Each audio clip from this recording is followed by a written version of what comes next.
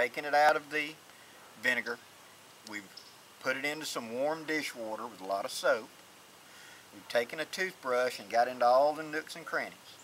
We've towel dried it off, and then, most important here, you take a patch that's greased with something like Crisco or some natural lubricant. Like I said, I don't use petroleum-based lubricants because they do not react well when burning black powder.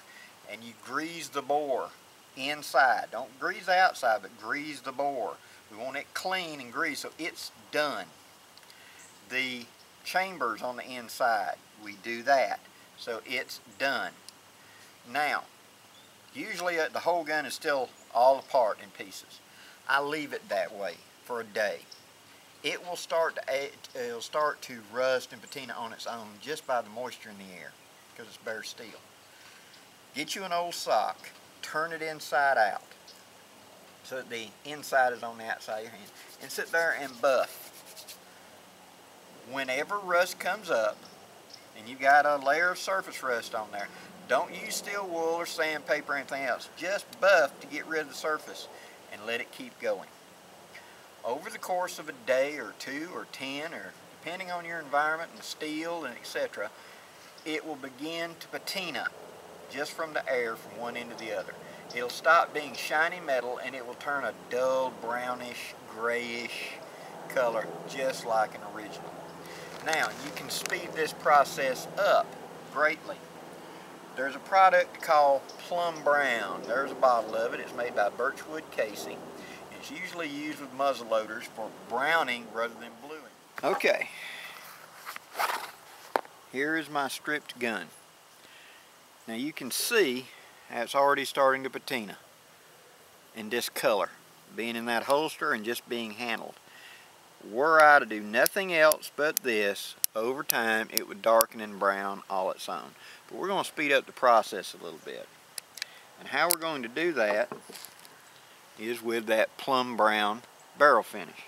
Now, the proper way that this is supposed to be applied is the metal should be heated up to about 250 degrees, and then you smear it on with something like a cotton pad, something that's not going to melt, and it will instantly turn a deep, rich brown. We're not wanting it to do that. We're wanting it to start browning. So this, in essence, I want it to patina it rather than truly brown it. So what I'm going to do is, I'm going to take me a couple of thick cotton balls, and you can use gloves for this if you like. My hands are tough and are used to it, but if you're worried, wear gloves. Shake your stuff up real good. As you can tell, this is an older jar. And what we're going to do is we're going to wet that cotton ball just like that. And now we're going to start applying it. Now the minute you apply it, it's going to look like copper. That's okay. Keep wiping. And it will start blending almost immediately. Now, since this is an old bottle and I'm not going to reuse it after this, I'm just going to dip into it. Usually I would take this out and put it onto some other material to utilize it. But I think you can see that, how it instantly turned it a copper color rather than brown. I'm going to go out here and wipe where it's already been as well. It's already started patining. And why am I doing it this way? Because in reality, whenever you have a gun that wears, it rarely ever weathers evenly. There's always bright, high spots, low spots, dull spots, whatever. And so by doing it this way, I'm going to make it unevenly age. I'm just applying it in little wipes, just like this. Making sure to get all the little nooks and crannies. But it's the point is you don't get all the little nooks and crannies. That's what makes bright spots, dull spots, etc. And when I go over the areas that have already started to brown a little bit, they start to pick up a little more color. Now, of course, I'm not going to do the inside of the barrel. All I'm going to do is just wipe down these other areas.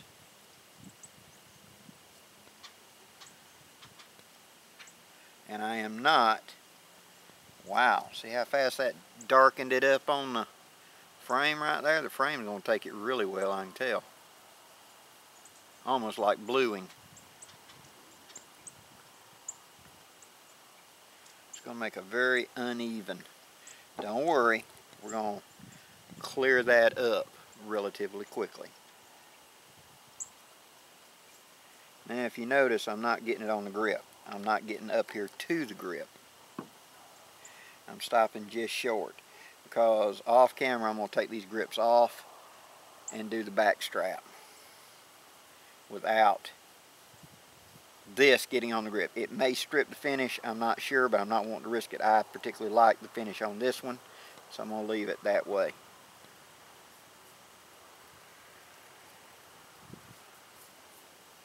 little bit more in there.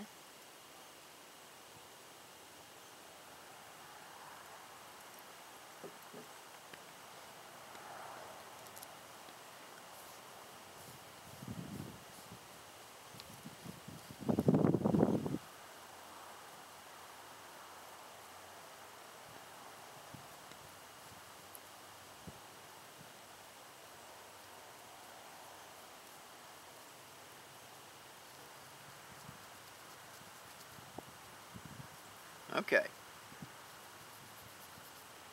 Now we strip the grips off.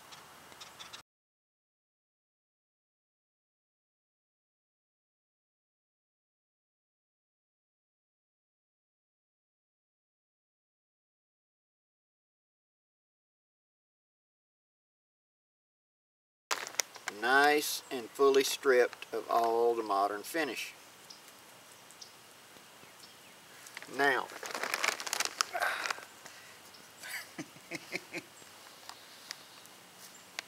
say hello to Amarillo. He guards the wood lot for me. Okay, there's your debut. Now, you've stripped all the finish off of it.